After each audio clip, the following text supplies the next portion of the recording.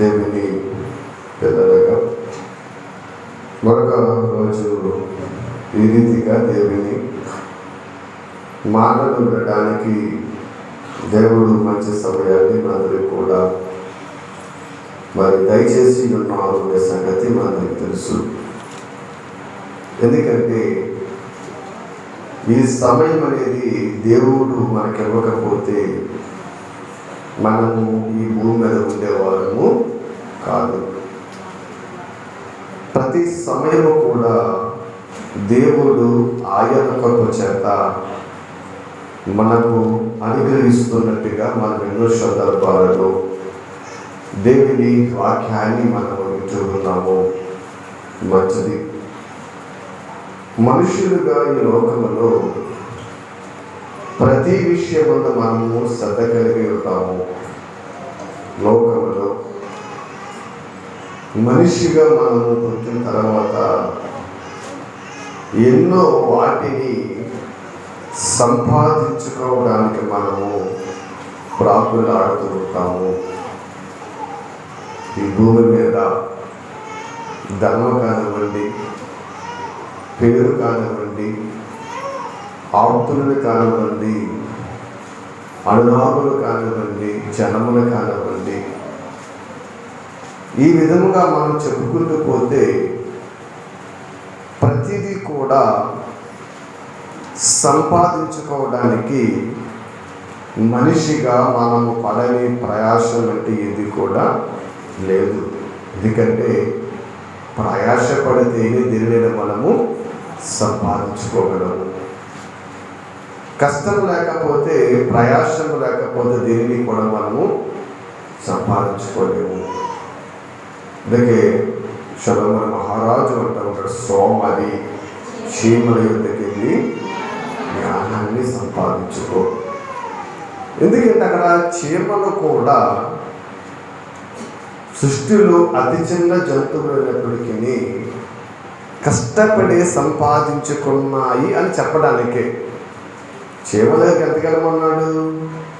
సోమరి ఇవి కూడా ఇదిగో ఎంతో దూరము ప్రయాణం చేసి, ఎంతో దూరం కష్టపడి నడిచి తన ఆహారం తెచ్చుకొని దాచుకొని లేని కాలంలో తింటున్నాయో బాబు, ఇవి కూడా కష్టపడే సంపాదించుకున్నాయనే పాఠాన్ని నేర్పడానికి సోమరి చీమ దగ్గరికి వెళ్ళమన్నాడు.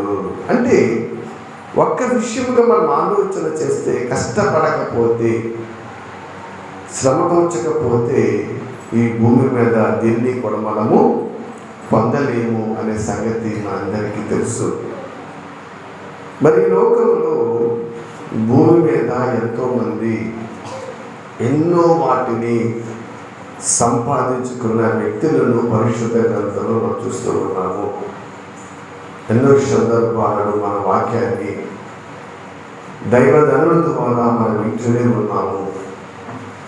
ఒక్కసారి మనం ఆలోచన చేస్తే, అనాది కాలంలో మన ఆది తల్లి అయిన అవ్వగారు కూడా 4వ అధ్యాయంలో ఆయన కూడా మరి కయ్యోను తనకు పుట్టినప్పుడు, మరి కయ్యోను తన గర్భాన్ని వదిలించినప్పుడు ఆమె చెబుతున్న ఒక మాటను ఈ ఉదయకాల సమయంలో మనం చూస్తుంటున్నామే.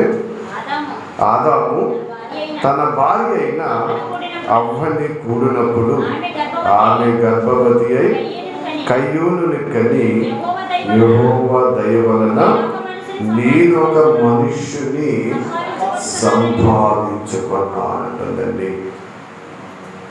అంటే కయ్యోను పుట్టిన తర్వాత ఆది తల్లి అయిన అవ్వగారు మాట్లాడుతూ యెహోవా దయ వలన, యెహోవా దయ వలన నేను ఒక మనిషిని సంపాదించుకున్నాను. అంటే తన గర్భాన్ని పుట్టిన పిల్లలను కూడా మనము సంపాదించుకున్న ఆస్తిగానే వాక్యము చదివిస్తూ ఉంది. పిల్లలనగా యాదృచ్ఛికముగా వారికి కలిగిన వారు కాదు, అది దేవుడు మనకిచ్చిన స్వాస్థ్యముగా ఎన్నో సందర్భాల్లో వాక్యాలు మనం వింటున్నాము. సొలొమోను మహారాజు మాట్లాడుతూ కుమారు యెహోవాను అనుగ్రహించు స్వాస్థ్యమని 127వ కీర్తనలో మనం చూస్తూ ఉన్నాము. కాబట్టి ఈ విధముగా మనం చూస్తే ఏదైనా సంపాదించుకోవడానికి మనుషులుగా మనము ప్రయాస పడాలి. అదే అలాగే పాత నిబంధన గ్రంథంలో మరి దేవుడు మరి వారందరినీ కూడా చెదరగొట్టిన తర్వాత ఇశ్రాయేలు ప్రజలుగా ఉండగా ముందు ఆ జనాంగం అంతా కూడానండి పేరు సంపాదించుకోవాలని కూడా వాళ్ళ ఆలోచన చేసిన సందర్భం మనకు తెలుసు. ఒకసారి ఆదికాండము 11వ అధ్యాయములో 4వ వచనంలో మనం చూస్తేనండి మరియు వారు మనము భూమి అందంతటా చెదిరిపోకుండా ఒక పట్టణమును ఆకాశమంటూ శిఖరము గల ఒక గోపురమును కట్టుకొని పేరు సంపాదించుకుందము రండిని మాటలాడుకొనుచుండగా. ఈ సందర్భం ఎప్పుడమ్మా నోవహు జలప్రళయము తర్వాత జరిగిన సందర్భముగా మనకు కనబడుతుంది. అయితే నోవహు జలప్రళయములో సమస్త ప్రపంచము కూడా ఏమైపోయింది? నాశనం అయిపోయింది. అందరూ చనిపోయారు. వీళ్ళందరూ కూడా మరి షేనారు ఒక దేశంలో షేనారు మైదానంలో వీళ్ళందరూ కూడా కాపురము ఉన్నారు. అయితే వీళ్ళ ఆలోచన ఏంటి? మనము చెదిరిపోకూడదు, మనం అటు ఇటు వెళ్ళిపోకూడదు, మనం ఎక్కడికి వెళ్ళినా మళ్ళీ ఎక్కడికి మనము రావాలి అని ఒక సూచనగా ఎత్తైన ఒక గోపురాన్ని కట్టుకోవడానికి వాళ్ళు ప్రయత్నము చేశారు. ఆ ప్రయత్నంలో వాళ్ళు ఏం చేశారు? ఈ గోపురము కట్టుకొని మనం ఏం సంపాదించుకుంటామా? పేరు సంపాదించుకుందాము రండిని వాళ్ళు ఆలోచన చేసుకుంటూ ఉన్నారు. అంటే ఇప్పుడు పేరు సంపాదించుకుందాము రండిని వారు ఆలోచన చేసుకుంటున్న సందర్భంలో దేవుడైన యెహోవా వారి మనవిని ఆలకించి అక్కడ లేకుండా వారిని చల్లాచెదర చేసిన సందర్భము మనకు తెలుసు. అంటే ఇప్పుడు ఈ ప్రజలకు పేరు కావాలంటే ఏం చేయాలి? కష్టపడాలి. అది నువ్వు చెప్తున్నాను. ఆ కష్టము ఎలా చేయాలి? ఎత్తైన గోపురాన్ని కట్టాలి. ఎత్తైన గోపురం కట్టడం అంటే మామూలు పని, చాలా కష్టపడాలి. ఏంటి దేవుని సంకల్పము? వీళ్ళు భూమి మీద చెదిరిపోవాలి, భూమిని నిందించాలి. కానీ వీళ్ళ ఆలోచన అక్కడే ఉండి పేరు సంపాదించుకోవాలని ఆలోచిస్తూ ఉన్నారు. మంచిది ఏంటి? అలాగే పరిశుద్ధ గ్రంథంలో ఆదికాండంలోనే ఒక భక్తుడు మనకు కనబడుతూ ఉంటాడండి. ఏంటి? అవ్వ అయితే యెహోవా దయ వలన కుమారుడు సంపాదించుకున్నానంది. ఈ ప్రజలైతే గోపురము కట్టి పేరు సంపాదించుకోవాలన్నారు. ఒక ఆయన అయితే రాత్రి తెల్లవారు దేవుని దూతతో పెనుగులాడి ఆయన ఆశీర్వాదాన్ని సంపాదించుకున్నాడు. ఎవరైనా? యాకోబు గారు. ఎవరమ్మా? యాకోబు గారు. ఎందుకంటే ఆదికాండం 32వ అధ్యాయం చూస్తే ఆ 20 వచనం నుంచి 26 వచనాలు అక్కడ ఉంటుంది. యెహోవాతో ఆ దూతతో ఈయన పెనుగులాడి ఏంటి తెల్లవారులు కూడా ఆ కాలు విడవకుండా ఆ పరిస్థితుల నుండి ఆయన ఆశీర్వాదాన్ని సంపాదించుకున్నాడు. అంటే ఆశీర్వాదం రావడానికి ఈయన ఎంత కష్టపడ్డాడు అమ్మా? ఆశీర్వాదం రావడానికి ఆయన ఎంత కష్టపడ్డాడు? తెల్లవారులు కూడా దూతతో పెరుగులాడంట. యాకోబు దూతని విడిచిపెట్టాలని తన తొడగూటి మీద కూడా కొట్టిన సందర్భము, ఎంతో బాధపరిచిన సందర్భము, గాయపరిచిన సందర్భం కూడా అక్కడ మనకి కనబడుతూ ఉంది. అంటే ఇప్పుడు ఆశీర్వాదము రావాలన్నా ఏం చేయాలి? మనిషి కష్టపడాలి కదండి. ఆశీర్వాదం రావాలన్నా కష్టపడాలి. అంటే కష్టపడింది భూమి మీద ఏది కూడా రాదు అండి. ఆ కష్టము దేవునికి ఇష్టముదై ఉండాలండి. అప్పుడు దేవుడు సమస్తమును అనుగ్రహించడానికి సిద్ధముగా ఉన్నాడండి. ఎందుకంటే ఆయన పిల్లలుగా మనల్ని ప్రేమించి, మనల్ని ఆదరించి, కనికరించి, మనకు అనేకమైన ఈవులు అందించి, మనలను పరిశుద్ధులుగా, నిర్దోషులుగా, నిష్కలంకులుగా చూసి ఆ నిత్య రాజ్యానికి తీసుకెళ్ళాలా అనే ఒకే ఒక సంకల్పనే దేవునిది. కానీ దేవునికి 100 సంకల్పాలు ఉన్నాయా? లేవండి. ఆయనకున్న ఒకే ఒక్క సంకల్పము ఏంటి? నా పిల్లలను ఆ నిత్య రాజ్యానికి తీసుకెళ్ళాలి.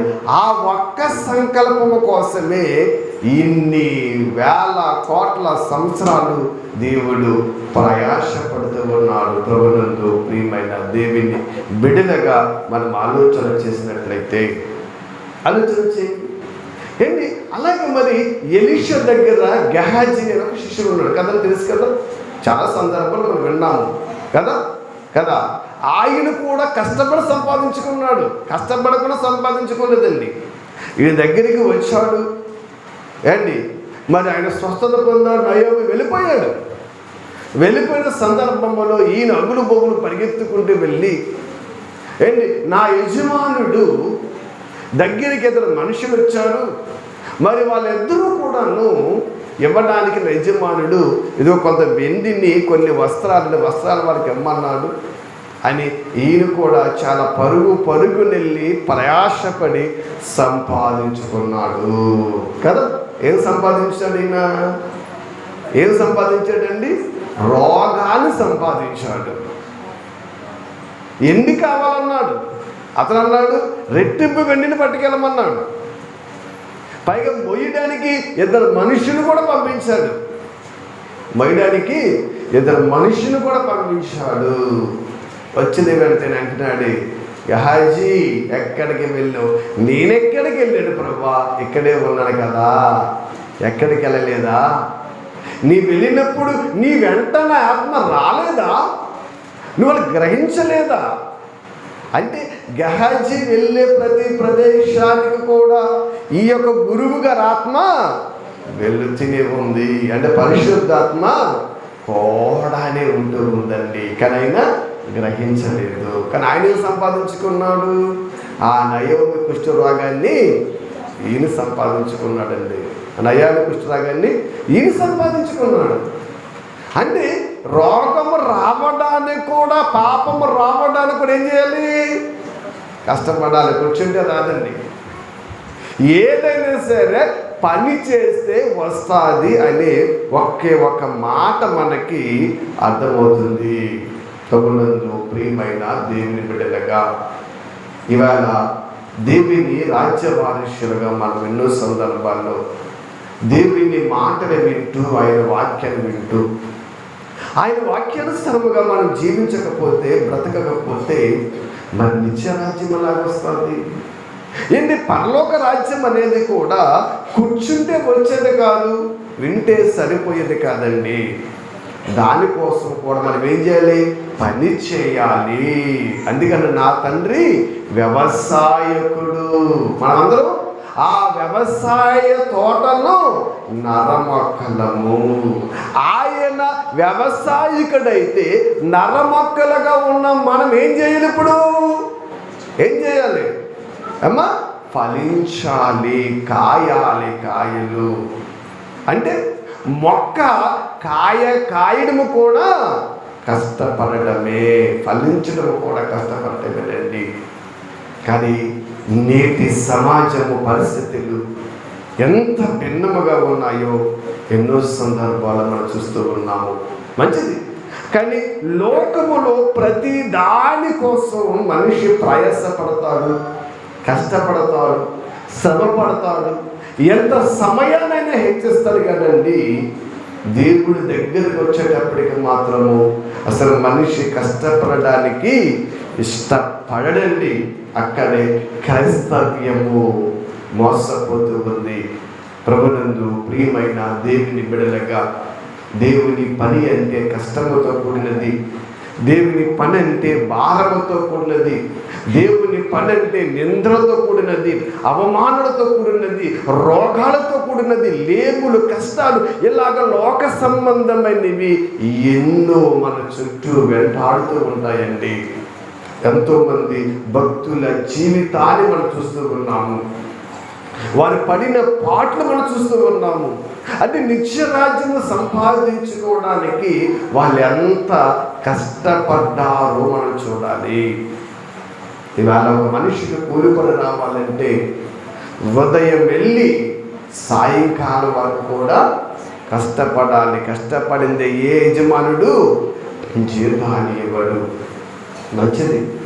మరి ఇన్ని విధాలుగా కష్టపడుతున్న మనము దేవుని సన్నిధిలో దేవుని కొరకు 2 గంటలు కష్టపడి శ్రద్ధగా కూర్చోకపోతే పరలోకపు ధనాన్ని దేవుడు ఎలా ఇస్తాడనుకుంటున్నారు అండి? ఇక్కడ కూర్చుని వినటము కూడా కష్టమే. ఆ కష్టాన్ని ఇష్టముగా భరించాలి, ఆ కష్టాన్ని ఓర్చుకోవాలి. ఆ కష్టాన్ని మనము ఓర్చుకొని భరించకపోతే, ఇష్టముగా భావించకపోతే వాక్యాన్ని మనం వినలేము. వాక్యం వినకపోతే నిత్య రాజ్యానికి మన వారసులుగా ఉండలేము. ప్రభునందు ప్రియమైన దేవుని బిడ్డలుగా. ఎందుకంటే మత్తయి వార్త యేసుక్రీస్తు వారు మాట్లాడుతూ 16వ అధ్యాయము 26వ వచనములో ఇటువంటి లోకములో ఎన్నో వాటిని సంపాదించుకున్న వారి గురించి మాట్లాడుతూ అని అంటాడు. 16:26లో ఒక మనుషుడు లోకమంతయు సంపాదించుకుని తన ప్రాణము పోగొట్టుకొనుట కంటే అతనికి ఏమీ ప్రయోజనము అంటున్నాడండి. అంటే ఒక మనుషుడు ఇప్పుడు కష్టపడి లోకములో చాలా సంపాదించాడంట. ధనాన్ని సంపాదించాడు, పేరును సంపాదించాడు, జనాన్ని సంపాదించాడు, పదవిని సంపాదించాడు. ఏంటి ఇలాగా లోక సంబంధమైనవి అన్నీ సంపాదించాడు. సంపాదించిన ఆయన చనిపోయాడు. ఇప్పుడు ఏమైనా ప్రయోజనం ఉందా? ప్రయోజనం ఉందా? లేదు అని బైబిల్ చెబుతుంది.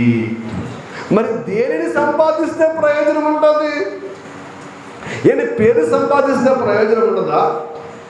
ధనము సంపాదిస్తే ప్రయోజనం ఉండదా? అధికారం సంపాదిస్తే ప్రయోజనం ఉండదా?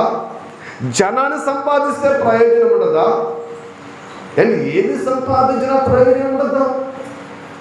చివరకు మరి అవ్వగారు మాట్లాడినట్టు మనము కూడా యెహోవా దయ వలన పిల్లలు సంపాదించిన ప్రయోజనం ఉండదా?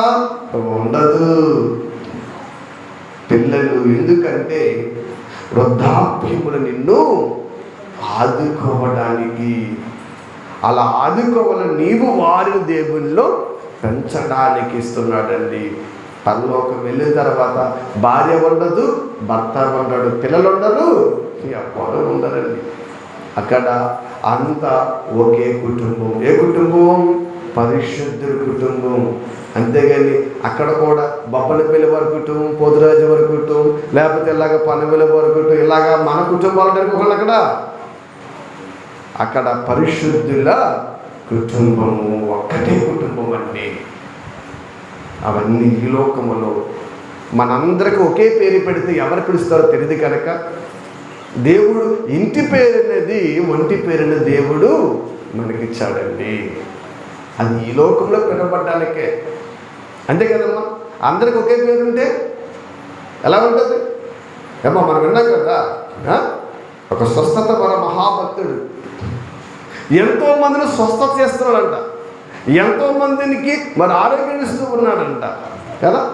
ఆయన అందరూ కూడా మీకున్న రోగము పోవాలంటే గుడి మీద చేసిన ప్రార్థన చేయండి, ప్రార్థన చేస్తానన్నాడంట. చేస్తుండగా ఆయన ఒకేసారి మరియా లేచి రాగాడంట. నువ్వు చాలా బాధపడుతున్నావు, నీకు చాలా రోగం ఉంది, నువ్వు చాలా ఇబ్బందుల్లో ఉన్నావు, మరియా లెగిసి రా అనగానే అక్కడ ముగ్గురు మరి లేచారంట. ఎంతమంది లేచాడమ్మా? మరి ముగ్గురు మరియలు ఏ మరిని పిలిచాడు ఈయన? మరి ముగ్గురు లేచినప్పుడు నువ్వు కాదు నువ్వని చెప్పాలి కదా, చెప్పడానికి లేదు. అంటే ఒకే పేరుంటే ప్రమాదం అని చెప్పడానికి జ్ఞాపకం చేస్తున్నాను. అందుకే దేవుడు మనకి ఇన్ని రకాల పేర్లు మనకి పెడుతూ ఉన్నాడు. కాబట్టి ఒక మనుష్యుడు లోకమంతా కూడా సంపాదించుకొని తన ప్రాణము పోగొట్టుకుంటే వారికి ఏ ప్రయోజనము లేదురా బాబా. మరి దేన్ని సంపాదించుకోవాలి మనము? ఏంటి దేన్ని సంపాదించుకుంటే మనకు ప్రయోజనము? దేన్ని సంపాదించుకుంటే మనకు ఆశీర్వాదం? దేన్ని సంపాదించుకుంటే ఈ భూమి మీద పరలోకం కోసము మనకు లాభకరము? సొలొమోను మహారాజు మాట్లాడుతూ చక్కటి మాటలు ఆయన మరి మనతో చెబుతూ నడుచున్న ఒకసారి సామెతల గ్రంథములు ఎన్నోసార్లు చదివిన వాక్య పాఠ్య భాగంలో చూస్తూ ఉన్నాము. 3వ అధ్యాయములో 14వ వచనాన్ని ఒకసారి మనం చూద్దాం. వెండి సంపాదించుట కంటే జ్ఞానము సంపాదించుట మేలు అంటున్నాడండి. అంటే లోకములో ఉన్నదంతా సంపాదించుట కంటే ఏది సంపాదించడం మనకు మేలు? జ్ఞానమును సంపాదించడం మేలు. మళ్ళా జ్ఞానం అనగానే లోక సంబంధమైన జ్ఞానం అనుకోకండి. ఏమ్మా, లోక సంబంధమైన జ్ఞానం అనుకోకండి. ఇక్కడ అనండి, వెండి సంపాదించుకున్నట కంటే జ్ఞానము సంపాదించుకున్నట మేలు. అపరంచినట్టు బంగారమును సంపాదించుకున్నట కంటే జ్ఞానము నందుట మేలు అంటున్నాడండి కదా. అంటే ఈ లోకములో డబ్బు కంటే, బంధువు కంటే, పదవి కంటే, ఐశ్వర్యం అన్నిటికంటే కూడా ఏది ప్రయోజనం చెప్పాడండి? జ్ఞానము మేలు. ఏంట జ్ఞానము? దేవుని మాట సంపాదించుకోవడం లేదంటున్నాడండి. మంచిది. మరి ఈ దేవుని మాట సంపాదించుకోవటానికి ఎంతమంది ప్రయాసపడుతున్నారు భూమి మీద? ఎంతమంది కష్టపడుతున్నారు భూమి మీద? ఎంతమంది చెమటొచ్చి వినగలుగుతున్నారు భూమి మీద? ఆలోచన చేయండి. ప్రభునందు ప్రియమైన దేవుని బిడ్డలుగా యేసు క్రీస్తు అంటున్నాడు, అయ్యా లోకమంతా సంపాదించుకొని వాడు చనిపోయినా వాడికి ఏ ప్రయోజనము లేదు, కానీ ఇదిగో జ్ఞానాన్ని సంపాదించుకుంటే లోకమంతా సంపాదించకపోయినా మాత్రం వాడికి ఏముంది? ప్రయోజనకరం ఉందంటండి. దానికి మంచి విలువ ఉంది, మంచి గుణం ఉంది అని సొలొమోను మహారాజు మాట్లాడుతూ ఉన్నాడండి. ఎందుకంటే ఈ జ్ఞానాన్ని సంపాదించుకోవడం చెప్పాలంటే ఈయనే చెప్పాలి. ఎందుకండి ఆ జ్ఞానాన్ని పోగొట్టుకున్నాడు. ఆ విలువను పోగొట్టుకున్న ఆయన అది ఎంత విలువైనదో, ఎంత మధురమైనదో, ఎంత గొప్పదో దాని గురించి ఆయనే మాట్లాడాడని సామెతలు గ్రంథం అంతా మనం చదువుతుందండి. దాన్ని సంపాదించుకోవడానికి మనం ఏం చేయాలి? నీ ఇష్ట వస్తువులలో ప్రతి దాన్ని కూడా ఇచ్చేసి జ్ఞానాన్ని సంపాదించుకోమంటున్నాడండి. నీ సంపాదన అంతా ఇచ్చేసి జ్ఞానాన్ని సంపాదించుకోమంటున్నాడండి. కానీ మనం మాత్రము వాక్యాన్ని సంపాదించుకోవడానికి, జ్ఞానాన్ని సంపాదించుకోవడానికి ఇవాళ ప్రపంచంలో ఎవ్వరూ కూడా మరి ముందుకు రానటువంటి పరిస్థితులు ఉంది. అమ్మా, మా సంఘానికి రండి, మేము మిమ్మల్ని పరలోక రాజ్యం తీసుకెళ్తామనండి. అమ్మా, మా సంఘానికి రండి, మా సంఘములో పలానా వారం పలానానికి రోగం పోయిందనండి. అలాగంటే వస్తుంది, ఇలాగంటే వస్తుందా? లేకపోతే మా సంఘానికి రండి, పిల్లలు లేని వారికి పిల్లలు పుడుతున్నారు, ఉద్యోగం లేని వారికి ఉద్యోగం వచ్చేస్తుంది. ఏంటి మా సంఘానికి వస్తే రోగాలు పోతున్నాయనండి, గొట్టలుగా వచ్చేస్తారు. మా సంఘానికి రండి, పరలోకం తీసుకెళ్తామనండి. ఒక్కడు అడుగు పెట్టాడండి. సమాజం ఎటువైపు చూస్తుంది, పరిస్థితులు ఎటువైపు ఉన్నాయో ఒకసారి మనం ఆలోచించాలి. దేవుని పిల్లలుగా, రాజ్య వారసులుగా దేవుడు మన కోసము ఎంత బాధపడుతున్నాడు, దేవుడు మన కోసము ఎంత కుమిలిపోతున్నాడు, దేవుడి వేదన ఎంత ఉందో గత వారం మీకు నేను చెప్పాను. జ్ఞాపకం ఉందో లేదో కానీ మీకు తెలియదు కానీ కానీ ఎంత బాధపడుతున్నాడండి. ఆయన కవిలిలో కన్నీరు దాగి ఉందంటమ్మా. అది బయటికి రావడానికి సిద్ధముగా ఉంది, బొట కారడానికి సిద్ధముగా ఉంది. ఆయన కన్నీరు కారి నేల మీద పడిందా, నీకు చాలా ప్రమాదము. నీ వలన, నీ బాధ వలన ఆయన కన్నీరు పారకూడదు. ప్రభునందు ప్రియమైన దేవుని బిడ్డలుగా ఆలోచించేయండి. ఈ ప్రపంచం కోసం దేవుడు పడుతున్న ప్రయాసము, ఆయన అనుభవిస్తున్న క్షోభ, ఆయన పడుతున్న వేదన మామూలుది కాదండి. 6 దినాల్లో సృష్టిని చేసినప్పుడు దేవుడు సంతోషంగా ఉన్నాడమ్మా. ఏ బాధ ఆయనకి లేదు, ఏ విచారం లేదు. ఆదాము అవ్వలు కూడా చేసినప్పుడు సంతోషంగా ఉన్నాడు. ఏ బాధ లేదు, ఏ విచారం లేదు. ఆయన చేస్తున్న సృష్టి యావత్తు చూసినప్పుడు ఎలా ఉంది? చాలా మంచిదిగా ఉంది. ఎప్పుడైతే ఆదాము అవ్వలు తప్పు చేశాడో అప్పుడు ఈ భూమి మీద మనుష్యులను చేస్తున్నందుకు ఆయన ఏం పడతాడమ్మా? సంతాపడుతున్నాడు, బాధపడుతున్నాడంట. ఇదేంటండి? ఇప్పుడు మనకి పిల్ల పుడితే సంతోషం, ఆనందమా? మరి ఆయన బాధపడతాం ఏంటి?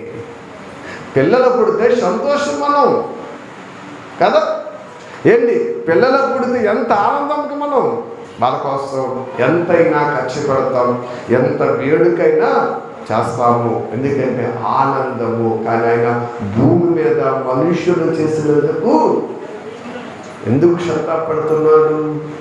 వీళ్ళు లోకములో అంతా సంపాదించుకోవడానికి ప్రాకులాడుతున్నారు, కానీ ఆ నిత్యరాజ్యం రావడానికి మాత్రము ఆలోచించేటువంటి పరిస్థితి మనుష్యుడికి లేదు. అదే నేను బుద్ధిపూర్వకముగా పాపం చేసిన ఎడల అని మాట్లాడుతూ ఉన్నాడు. కాబట్టి ఇక్కడ మనం ఆలోచించినట్లయితే ఆయన 4వ అధ్యాయంలో సామెతల గ్రంథం 7వ వచనంలో కూడా ఆయన మాట్లాడుతూ ఏమా జ్ఞానము సంపాదించుకున్నటే జ్ఞానమునకు ముఖ్యాంశము, నీ సంపాదన అంతా ఇచ్చి బుద్ధిని సంపాదించుకో అంటున్నాడండి. ఇక్కడ అసలు జ్ఞానము సంపాదించుకున్నట్టుగా జ్ఞానానికి ముఖ్యమైన అంశమంట, ప్రాముఖ్యమైనదంట. అదే నెంబర్ 1, అదే నెంబర్ 1 ఫస్ట్ స్థానం అంటండి. మనిషి మొట్టమొదటగా చేయవలసింది, మొట్టమొదటగా ఆచరించవలసింది జ్ఞానము సంపాదించుకోవాలి. ఎందుకు జ్ఞానం సంపాదించుకోవాలి? ఆ జ్ఞానం ఏం చేస్తుంది? ఆ జ్ఞానము నిన్ను కాపాడుతుంది, ఆ జ్ఞానం నిన్ను సంరక్షిస్తుంది, ఆ జ్ఞానం నిత్యరాజ్యానికి తీసుకెళ్తుంది, ఆ జ్ఞానము నీతో ఉంటుంది. కానీ అటువంటి జ్ఞానాన్ని సంపాదించుకోకుండా మనము ఈ లోకములో మన జీవితాన్ని ముగించుకుంటేనండి మనము నిత్యరాజ్యానికి మనము వెళ్ళలేము. ప్రభునందు ప్రియమైన దేవుని బిడలుగా మనం ఆలోచించినట్లయితే ఏంటి? జ్ఞానము సంపాదించుట ముఖ్యాంశం అన్నటువంటి ముఖ్యమైనది, విలువైనది, గొప్పది అంటున్నాడండి. ఆ జ్ఞానం కోసం ప్రాకులాడే బిడ్డల భూమి మీద ఎంతమంది ఉంటారు? ఎన్ని సంఘాలు ఉంటాయి? ఆ వాక్యాన్ని సంపాదించుకోవాలి, ఆ వాక్యాన్ని దాచుకోవాలి, వాక్యాన్ని చదవాలి, వాక్యాన్ని నేర్చుకోవాలి అనే తాపత్రయం ఎంతమందికి ఉంటుంది? ప్రభునందు ప్రియమైన దేవుని బిడ్డలుగా ఈ లోకములో పెళ్లి కోసం ప్రాకుల్లా వారి లోకంలో ఎంతో మంది ఉన్నారండి. వారికి చెప్పారు, ఫేస్బుక్లో పేరు కోసం పాస్టమ్మ గారు డిమార్ట్కి వెళ్ళారంటే ఫోటో పెట్టిన ప్రజలు కూడా లోకంలో ఉన్నారండి. క్రీస్తు కొరకు పడిన శ్రమలు, కష్టాలు, పాటల గురించి ఆలోచించేవారు లోకంలో ఎంతమంది ఉంటారండి. పెళ్లి సంపాదించుకోవడానికి ఎక్కడికైనా ఏదైనా చేయడానికి మనిషి ఏం చేస్తున్నాడండి? ఇష్టపడుతున్నాడు కదండి. వాక్యాన్ని సంపాదించుకోవడానికి మనిషి ఇష్టపడని వారు అనేకులు ఇష్టపడి బ్రతుకుతూ ఉన్నారు కొద్దిమంది అండి. లేదని ఒకరు ఉన్నారు, అటువంటి మహానుభావులు ఉన్నారు కనుక వారి నీడలో మనము బ్రతుకుతూ ఉన్నాము. సొదొమ గొమొర్రా రక్షించబడ్డాయంటే లోతు ఉన్నాడు కనుకే. ఆ లోతు వచ్చింది అన్న సొదొమ ఏమైపోయింది? ఆనాటి జలప్రాంతం రక్షింపబడిందంటే నోవహు కుటుంబం ఉంద కనుకే. నోవహు కుటుంబం ఓడలోకి వచ్చినంత అందరూ ఏమైపోయారు? ఈ కాలంలో కూడా క్రీస్తు కొరకు బ్రతుకుతున్న అనేక మంది లోకములో కొద్ది మందిగా ఉన్నారు. అందుకే ఈ భూమి ఉందండి. లేకపోతే ఎప్పుడు సర్వ నాశనమైపోద్ది. అందుకని ప్రకటన గ్రంథంలో ఇదిగో ఆ సహదాసుల లెక్క పూర్తి అవ్వాలంటండి. అంటే ఉన్నారు, ఇంకా కొద్దిమంది తక్కువయ్యారు, వాళ్ళందరి లెక్క పూర్తి అవ్వాలి అని చెబుతున్నాడు. కాబట్టి ఒక్కసారి జ్ఞానాన్ని మనం ఏంటండి సంపాదించుకోవాలన్నాడండి.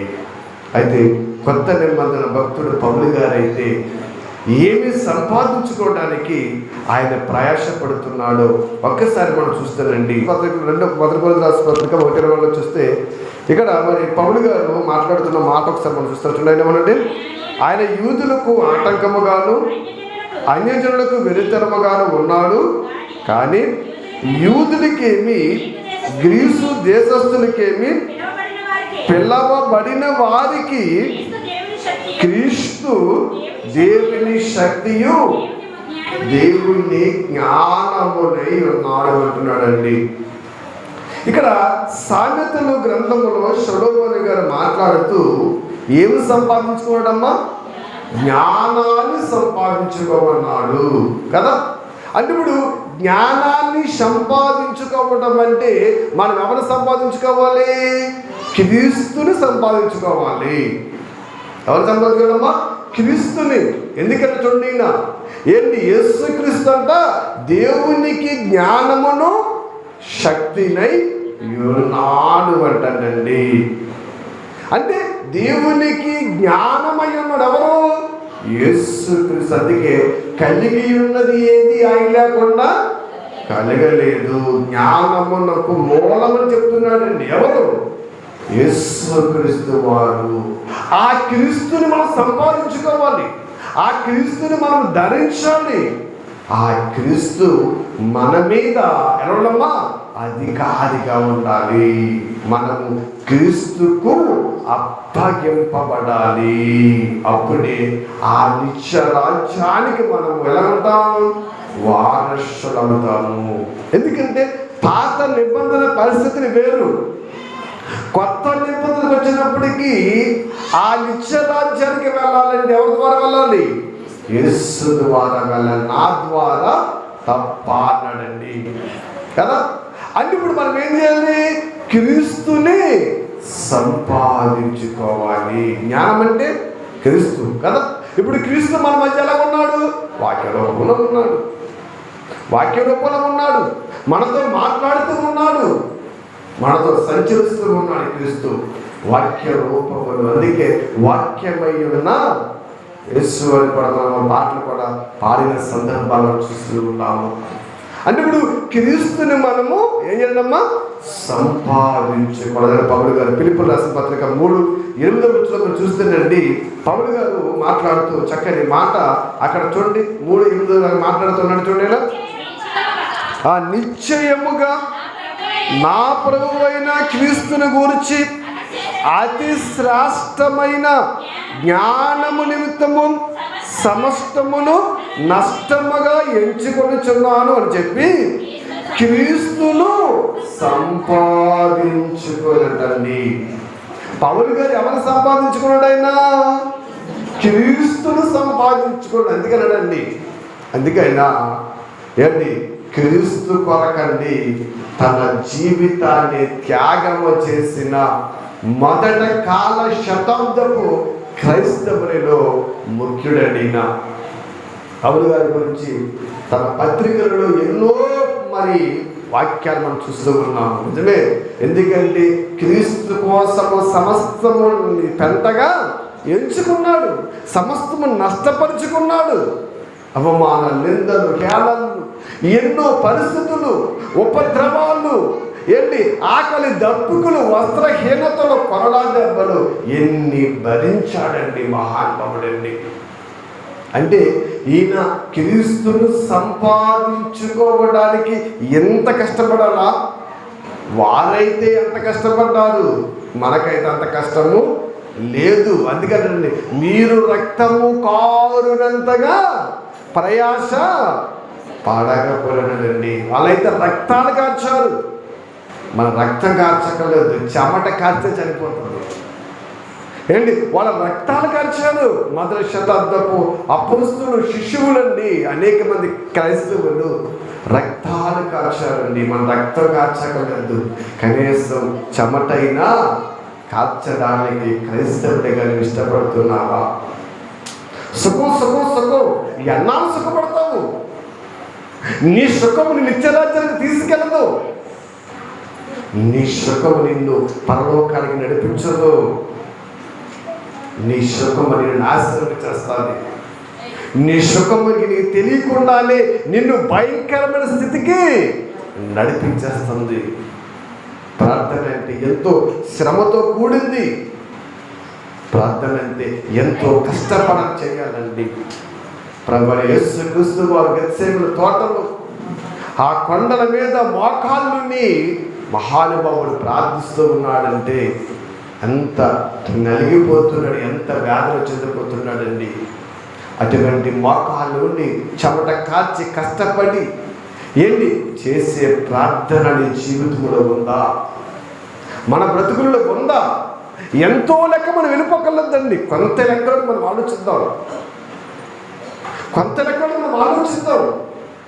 ఆయన బలహీన సమయాలలో దేవదూత వచ్చి ఆయన ఏం చేస్తున్నాడమ్మా? బలపరుస్తుందంట. మహానుభావుడు ఎంత నలిగిపోయి ప్రార్థన చేస్తున్నాడు. ఆ ప్రార్థన అంతా ఆయన కోసం కాదు, ఆయన కుటుంబం కోసం కాదండి, సమాజ శ్రేయస్సు కోసమండి. ప్రభువైన యేసుక్రీస్తు వారు ఎప్పుడు చేసిన ప్రార్థన, అయ్యా వీరందరూ రక్షింపబడాలయ్యా, వీరందరూ నీ బిడ్డలు, వీరందరినీ నిత్యరాజ్యానికి నడిపించాలని అందరి కొరకు కొన్ని సందర్భాలలో శిష్యుల కొరకు కొన్ని ఇలాగ అవసరాన్ని బట్టి ఆయన ప్రార్థనలు చేస్తూనే ఉండేవారు. ప్రభునందు ప్రియమైన దేవుని బిడ్డలుగా. ఎందుకంటే కష్టం అంటే మనం చూస్తున్నాం, శ్రమ మనం చూస్తాము. ఎందుకంటే ఏది కూడా ఓరకనే రాదు అనే మాట మనకు తెలుసు. ఏది ఊరికి రాదా? రాదు. ఎలాగొస్తుంది? ఏది ఊరికి రాదు. ఏది కొనాలన్నా డబ్బు కావాలి, డబ్బు కావాలంటే కష్టపడాలి. ఊరికి ఏమొస్తుంది? ఆలోచన చేయండి. ఏది ఊరికి రాదని నమ్మి నీవు నిత్యరాజ్యం వరకు వచ్చేస్తాడా? పరలోకము దేవుడు వరకు ఇచ్చేస్తాడా? దానికోసము ఎంతో కష్టపడాలని బైబిల్ చెప్తుందండి. పరలోక రాజ్యం కోసము ఎంతో శ్రమను అనుభవించాలని బైబిల్ మాట్లాడుతూ ఉంది. అందుకే పౌలు గారు మాట్లాడుచండి, శ్రేష్టమైన జ్ఞానము నిమిత్తం అంటండి సమస్తలేనా నష్టముగా ఎంచుకున్నాడంట. పౌలు గారు అంటే సామాన్యుడు కాదు. ఎన్నో సందర్భాల్లో పౌలు గారి గురించి మనం విన్నాము. ఆయన ధర్మశాస్త్ర ఉపదేశకుడు అయ్యుండి, యూదుడయ్యుండి ఆయన గొప్ప ధనవంతుడై ఉన్నాడండి. అటువంటి ఆయనకు క్రీస్తును నమ్మిన తర్వాత ఎన్ని జతల బట్టలు వెనుక? 2 జతలు. ఓ సందర్భంలో ఓ జత ఎక్కడ మర్చిపోయాడు? ఎక్కడో మర్చిపోయాడు కదా. సముద్ర మధ్యంలో ఏమైపోయింది? వాన వచ్చింది, వరద వచ్చింది, పరిస్థితి బాగోలేదు. అప్పుడు ఉన్న ఒక జతను సముద్రుడు ఉతుకుకొని ఎండ వేసుకొని దిగంబరిగా ఉండి మరలా అది ఎండిన తర్వాత ధరించుకున్నటువంటి దీన స్థితి కలిగిన మహోన్నతుడు పరలోకవాసి ప్రభువు శిష్యుడైన పౌలు గారండి.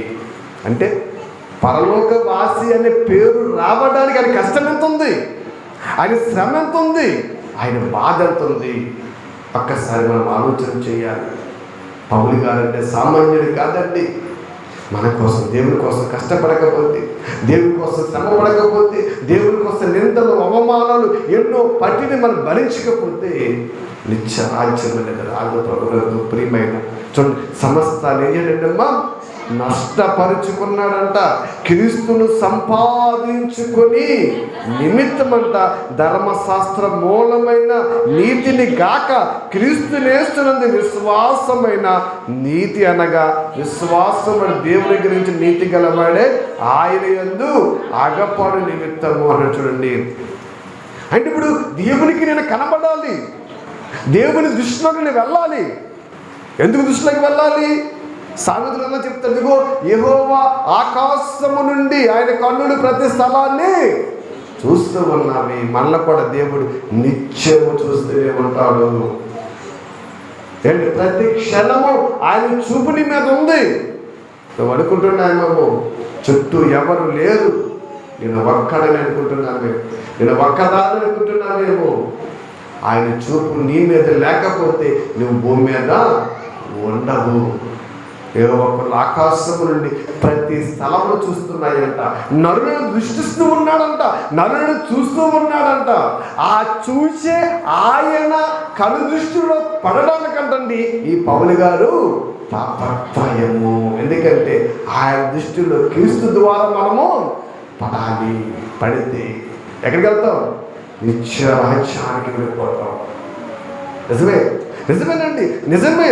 నీ పౌలు గారు అపోస్తులు వారి జీవితాలు కూడా చూస్తేనండి, ఆ వాస్తవమైన జీవితం కోసం వారి పడిన ప్రయాసం అంతా కూడా తిమోతికి చెబుతూ, తిమోతి ఎలా ఉండాలో ఆయన మాట్లాడుతూ మొదటి తిమోతి రాసిన పత్రికలో 6వ అధ్యాయంలో మనం చూస్తానండి 15 నుంచి ఒక చక్కటి సందర్భాన్ని పౌలు గారు అక్కడ మాట్లాడుతూ చూడండి. యెహమందు ధనవంతులైన వారు గర్విష్ఠులు కాక అస్థిరమైన ధనమయందు నమ్మిక ఉంచక సుఖానుభవించుటకు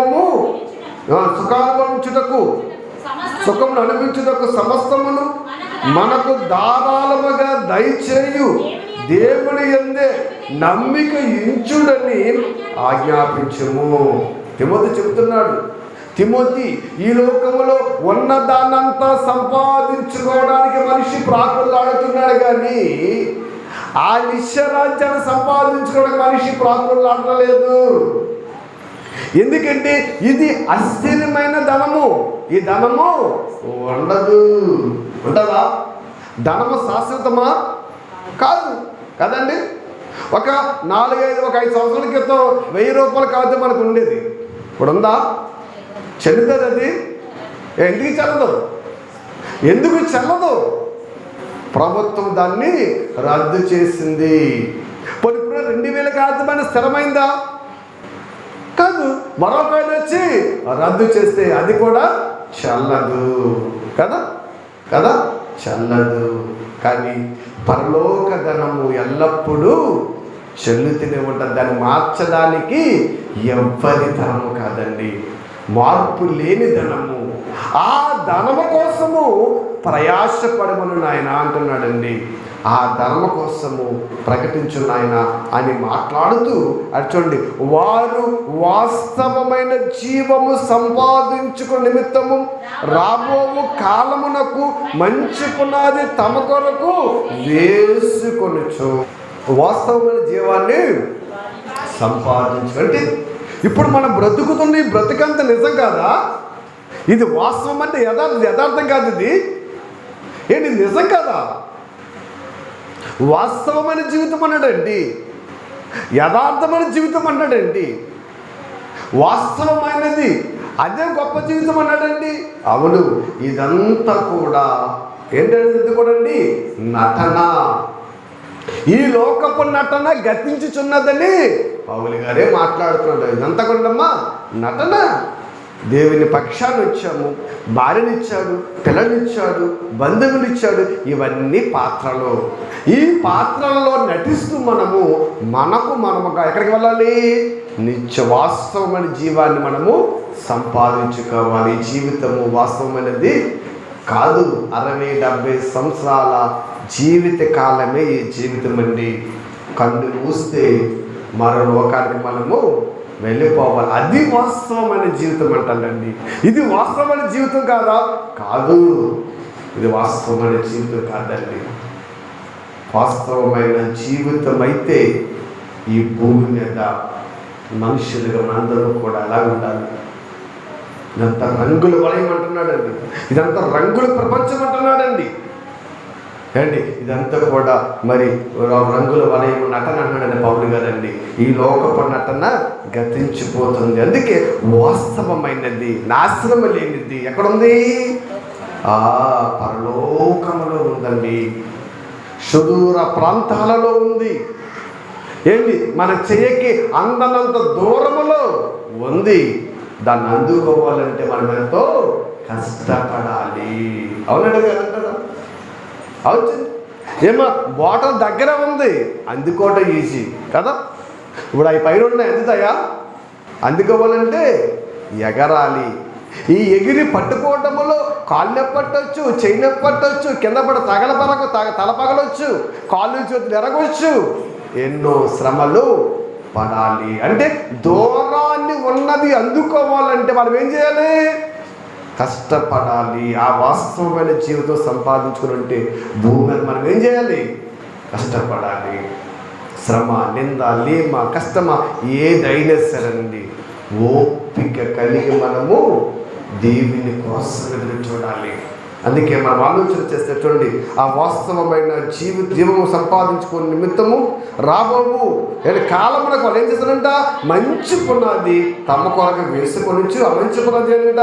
1 నిలిచెయ్యాలంట, 2 సత్క్రియలను ధనము. సత్క్రియలను ధనం అంటే పరలోక సంబంధమైన ధనము. లోకస్వార్త, మత్తయి సువార్త చెబుతాడు కదా ధనం గురించి. ఏమ్మా, చిమ్మెట కొట్టే ధనము, చిమ్మెట పట్టని ధనము. కాబట్టి ఆ సత్య సంబంధమైన ధనాన్ని మనం సంపాదించుకోవాలి అని చెబుతూ ఇంకేంటమ్మా? ఆ ఔదర్యము గలవారును. ఔదర్యం అంటే ధైర్యంగా ఉండాలంటారా? ఏమా, ఔదర్యం అంటే ధైర్యంగా ఉండాలంటారా? ఔదర్యం అంటే తెలుసండి, అర్థము చేసుకునే మనుష్య మనకు ఉండాలి. ఎవరని? క్రీస్తుని. క్రీస్తుని అర్థం చేసుకోకపోతే అర్థం కాదు. దేవుని మాటలు మనం అర్థం చేసుకోవాలి. ఏంటి? అర్థము చేసుకునే మానవత్వము, మనస్తత్వము మనకు ఉండాలంటండి. అందుకే మేలు చేయువారును సత్క్రియలు ధనముగాలను ఔదర్యము గలవారై తమ ధనములో ఇతరులకు పాలిచ్చు వారై ఉండవాలని వారికి నువ్వేం చేయాలి? ఆజ్ఞాపించు తిమోతి. ఎందుకంటే అది మనం సంపాదించుకున్నాము, తర్వాత తరం వారు సంపాదించుకోవాలి.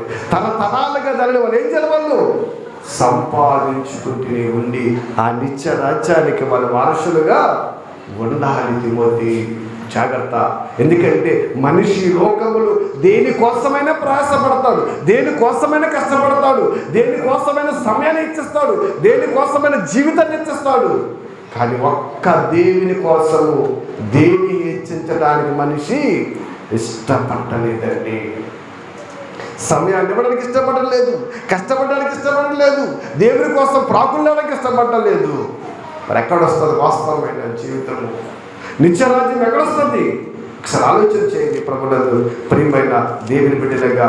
ఎందుకంటే ఎంతకాలం భూమి మీద ఉంటామో ఎవ్వరికి తెలియదండి. ఏ క్షణాన్ని ఎవరు కన్ను వస్తారో తెలియదు. కన్ను మూసే లోపు మనం ఆ నిత్యరాజ్యాన్ని మనం ఏమవ్వాలి? వారసులుగా ఉండడానికేనండి. అనాది కాలం నుంచి దేవుడు ఇన్ని వందల వేల సంవత్సరాలు మనతో మాట్లాడుకుంటూనే వస్తున్నాడు. ఆయన మనతో మాట్లాడేది కేవలం ఆయన యొద్దకు మనము చారాలని ఒకే ఒక సంకల్పము. ఆ చారాలంటే కష్టపడాలి దేవుని కొరకు. శ్రమ పడాలి దేవుని కొరకు, నిందలు భరించడం దేవుని కొరకు, అవమానాలు భరించడం దేవుని కొరకు, ధనాన్ని హెచ్చించడం దేవుని కొరకు, జీవితాన్ని హెచ్చించడం దేవుని కొరకు. ఇలాగా ఎన్నో చెప్పుకుంటూ పోతే కోకొల్లలుగా మనకు కనబడుతూ ఉంటాయండి. వీటన్నిటిని మనం హెచ్చించకపోతే ఆ రాజ్యాన్ని మనం స్వతంత్రించుకోలేము. స్వతంత్రించకపోతే పడిన ప్రయాసం అంతా కూడా ఏమైపోతుంది, వ్యర్థమైపోతుంది. అందుకే ఎబ్రీ పత్రికలో పౌలు గారు మాట్లాడుతూ 12వ అధ్యాయం వచ్చిన ఒకసారి 12వ అధ్యాయం నుండి, ఎంత గొప్ప సాక్షి సమూహము మేఘం వలె నుండుగా ఆవరించి ఉన్నందున మనము కూడా ప్రతి భారమును సులువుగా చిక్కులు పెట్టి పాపమును విడిచిపెట్టి విశ్వాసమునకు కర్తయు దాన్ని కొనసాగించేవాడునైనా యేసు వైపు చూచుచు మన ఎదుట ఉంచబడిన పందెములో ఓపికతో పరిగెత్తుదము రండయ్యా అంటున్నాడండి. మన ఎదుట ఎంత గొప్ప సాక్ష్యముఖం ఉందండమ్మా, ఎంత గొప్ప సాక్ష్యముఖము. ఏకైక ఇచ్చిన ఒక్క కుమారుణ్ణి బలి ఇవ్వడానికి వినదీయని అబ్రహాము ఉన్నాడు. చుట్టూ శ్రమను చుట్టిన శరీరం కుళ్ళిపోయిన దేవుని దూషించని యోబున్నాడండి. సౌలు తరుగుతున్నాడు చంపడానికండి. అయినా సౌలును ముట్టకుండా తన ప్రాణాన్ని కాపాడకుండా దావీదున్నాడండి. ఇలా చెప్పుకుంటూ వెళితే ఎంతోమంది విశ్వాసుల జీవిత సాక్ష్య సమూహం మనకి అనడమ్మా మేఘము వలె ఆవరించి ఉన్నారంట. అంటే ఇప్పుడు కష్టం వచ్చినప్పుడు తలపైకి ఎత్తి ఎవరిని చూడాలి మనము అండి? మేఘం వల్లే ఆవరించి ఉన్న మన విశ్వాసుల జీవితాల్లో మనము చూడాలి. అందుకే యోబు అంటాడు, అయ్యా శ్రమ దినమందు నువ్వు కృంగిపోతే శాతకాన్ని విడమైపోతావు, ఒక్కసారి యోబుని నువ్వు జ్ఞాపకం తెచ్చుకోవా అని మాట్లాడుతున్నాడు ప్రభునందు ప్రియమైన దేవుని బిడ్డలుగా. అందుకే ఇంత గొప్ప సాక్షి సమూహం మనకుందయ్యా. వీళ్ళందరూ కూడా ఎవరి వైపు చూశారు? యేసు వైపు చూసి వెళ్ళిపోయారు. మనం కూడా యేసు వైపు చూసుకుంటూ వెళ్ళిపోతాం. యేసు వైపు చూసుకుంటూ వెళ్ళిపోతాం. నిందలు వచ్చినాయా? యూదులు దూషిస్తున్నారు చూడు, గాయాలు అయినాయా? ఆయన చేతి గాయాలు చూడు, కాపుల రక్తము చూడు, కొరడా దెబ్బలు చూడు. ఆయన వైపు చూడండి. ఆయన వైపు చూస్తే ఆయన పడిన పాటలలో మన పాటలు ఎంతండి, ఆయన పొందిన దెబ్బలలో మన దెబ్బలంతా ఎందుకు పనికిరావండి? అందుకే యేసు వైపు చూస్తూ మనం ఏం చేయాలమ్మా? మనకున్న పరుగులు పందెములు ఓపికతో పరిగెత్తాలి. నీరసం వస్తుందా? ఓపిక తెచ్చుకో. ఆయాసం వస్తుందా? ఓపిక తెచ్చుకో. కూర్చోలేవా? ఓపిక తెచ్చుకో. ఓపిక తెచ్చుకోకపోతే దేవుళ్ళు నువ్వు నిలబడలేవు. చాలా సందర్భం చెప్పాను, మిమ్మల్ని వాక్యము వినడమకుండా చేయడానికి, దేవుని సన్నిధికి రాకుండా చేయడానికి మీ అనారోగ్యము కూడా కారణమే. నిలబడాలి, కుదరదు. నిలబడకపోతే, ఓపిక తెచ్చుకోకపోతే ఆయన ముందుకి వెళ్ళలేము. ఆలోచించేయండి ప్రభునందు ప్రియమైన దేవుని బిడ్డలుగా. ఆయన ఫ్యాన్ లేదు, జ్వరం వచ్చింది, ఒళ్ళంతా పొగమాటలు వస్తున్నాయి. ఆయన దేవుని ప్రేమతో మనం బ్రతకాలండి. నిలబడే పరిస్థితిలో ఉన్నాం. ఎందుకు? మనందరము ఆయన రాజ్యానికి వారసులు కావాలంటే ఓపికతో పరిగెత్తాలి. ప్రతి విషయంలో ఓపుకుంటుంది కదా. సినిమా అయ్యే వరకు ఓపికతో చూస్తాము, సీరియల్ అయ్యే వరకు ఓపికతో చూస్తాము కదా. ఏ దెబ్బలాట వచ్చిందంటే ఓపికతో ఆకారు తీర్పు పెద్దలు ఏం చేస్తారని ఓపికతోనే వెళ్తాము. 1 గంట అయిందా, 2 అయిందా, ఎంత అయినా పర్లేదు. కానీ అరగంట ప్రార్థన లేట్ ఏం మాత్రం పాస్టర్ ఇంకా టైం ఇంకా పాస్టర్ గారు ఇంకా టైం ఇంకా చూస్తూ ఉంటాం. మనం ఎక్కడ ఉంది ఓపిక మనకి? 10 నిమిషాలు వాక్యం ఎక్కువకూడదు, కానీ ఎంతసేపు అయినా మాత్రం వినోదం ఎక్కువచ్చు. దేవుని బిడ్డలకు ఆలోచన చేయండి. మీ మీద మాకు ద్వేషము లేదు, మీ మీద మాకు కోపము లేదు. మనందరము ఆ రాజ్యానికి వెళ్ళడానికి అటువంటి ఓపిక కలిగి మనందరం బ్రతకాలి. మనందరం జీవించాలి. అదేనండి మా ప్రయాసమంతా కూడాను. అందుకే నన్ను చూడండి, ఆయన మన ఎదుట ఉంచబడిన ఆనందము కొరకై అవమానాన్ని ఏం చేయాలి? నిర్లక్ష్య పెట్టు. సిలువను సహించి దేవుని సిలువ యొక్క కుడి పార్శ్వం ఎవరు? ఆశీనుడైన మహానుభావుడండి. ఆయన సిలువెక్కాడంటే అవమానాన్ని నిర్లక్ష్యం పెట్టాడు, నిందలు భరించాడు, ఎన్నో వాటిని ఎదుర్కొన్నాడు. అటువంటి యేసు వైపు మీరు చూడండి అని చెబుతూ, మీరు అలసట పడకయు మీ ప్రాణములు విసుకయు ఉండినట్లు పాపాత్ములు తమకు వ్యతిరేకమైన చేసిన తిరస్కారం అంతయు ఓర్చుకొనొచ్చు. ఆయన బట్టి ఏం చేయాలమ్మా? ఏం చేయాలి? ఆయనను తలుచుకోదయా. ఏంటి పాపాత్ములు బోర్డు తిరస్కారాలు చేస్తారు, బోవులు అంటారు. యేసును చూడొకసారి, ఆయన చూస్తే ఆయన జ్ఞాపకం వస్తే ఇవేమి నీకు జ్ఞాపకం రావు. మహానుభావుడండి. ప్రపంచంలో ఇటువంటి దేవుడు ఎక్కడున్నాడండి? ఇటువంటి మహోన్నతుడు ఎక్కడున్నాడు? ఇవాళ ప్రపంచమంతా యేసు వైపుకు వస్తుందంటే ఆయన క్యారెక్టర్ గొప్పది, ఆయన సుగుణం గొప్పది. ప్రపంచమంతా ఆయనని ఏలెత్తి చూపడానికి ఎవ్వడు చనిపోడండి. అటువంటి సుగుణాలు కలిగిన మహోన్నతుడు మనకు దేవుడిగా ఉన్నాడండి. ప్రపంచం ఎదుర్కోండి, ఇటువంటి క్యారెక్టర్ కలిగిన, ఇటువంటి మంచి సుగుణాలు కలిగిన దేవుడు ఎక్కడైనా మనకు కనబడతాడా? మహానుభావుడండి యేసు అండి. ఆ యేసు అని పేరు మన నోట పిలవడం మనకి ధన్యకరం తెలుసా? యేసు అని పేరు మన నోట రావడం మనకి ధన్యకరము. పేరు పిలవడానికి కూడా అర్హత లేని వారు భూమిలో ఎంతో మంది ఉన్నారు. పరిశుద్ధుని పేరు మన నోట పిలవడం మాటలా? ఆలోచన చేయండి, ఆలోచన చేయండి. ఎంత గొప్ప దేవుడు అండి. ఎక్కడ దొరుకుతాడు ఇటువంటి దేవుడు అండి? ఎక్కడ దొరుకుతాడు మహానుభావుడు అండి? మాటలు వింటే హృదయం కరిగిపోవట్లేదా? ఆయన గురించి శరీరం చలించిపోవట్లేదా? మహోన్నతుడండి. ఆయన కోసం కష్టపడలేమా? ఆదివారం 2 గంటలు ఉండలేమా? శుక్రవారం గంట వాక్యం వినలేమా? ఆలోచన చేయండి. అందుకే అన్నాడు చూడండి, మీరు అలసట పడకయు పాపలు ఎన్ని చేసినా సరే మీరు ఓర్చకుండా, ఎందుకంటే మీరు పాపముతో పోరాటములు రక్తము కారణది ఇంకా మీరు పోరాడలేదయ్యా. కానీ కొన్ని సందర్భములు మీకు హింస కలుగుతుంది, మీకు బాధ కలుగుతుంది. దేవుడు మిమ్మల్ని ఒక శిక్షిస్తున్నాడేమో, ఆ శిక్షకు మీరేం చేయాలి? భరించాలి. ఏం చెప్పింది? లేఖనము చెబుతుందయ్యా అంటున్నాడండి. అంటే తండ్రి శిక్షిస్తాడని, దేవుడు శిక్షిస్తాడని, ఆ శిక్షలో నిందలు బాధలు ఇవన్నీ వస్తాయని లేఖనము చెప్తుందంట. ఈ మాట ఎక్కడ రాయబడి ఉంది? సామెతల గ్రంథంలో సొలొమోను ఈ లేఖనాన్ని మాట్లాడుతున్నాడండి. సామెతల గ్రంథం 3వ అధ్యాయం 11, 12 వచనాలు చూస్తే అక్కడ తండ్రి శిక్షించిన కుమారుడు ఎవడు అనే లేఖనం కనబడుతుంది. ఆ లేఖనాన్ని బలపరచడానికి ఇక్కడ సొలొమోను గారు, ఇక్కడ మరి పౌలు గారు అంటాడు, అయ్యా ఇది లేఖనము నెరవేర్చడానికి ఇటువంటి పరిస్థితులకు వస్తున్నాయి, భరించండి, ఓర్చుకోండి. ఎంత భరించండి, ఎంత ఓర్చుకున్నా చివరకు మనం చేరవలసింది మాత్రము ఆ రాజ్యం కొరకు. లోకంలో ఎన్ని సంపాదించినా వ్యర్థమండి. ఒక క్రీస్తును సంపాదిస్తే మన బ్రతుకు సరిపోతుంది. ఆ క్రీస్తు కోసం మన కొరకు ప్రాధేయపడతాం, ప్రార్థన చేసుకుందాం. ప్రభు కనికరం కలిగిన మా పరమ తండ్రి, ఈ ఘనమైన నామానికి వందనాలు స్తోత్రాలు చేస్తున్నాము.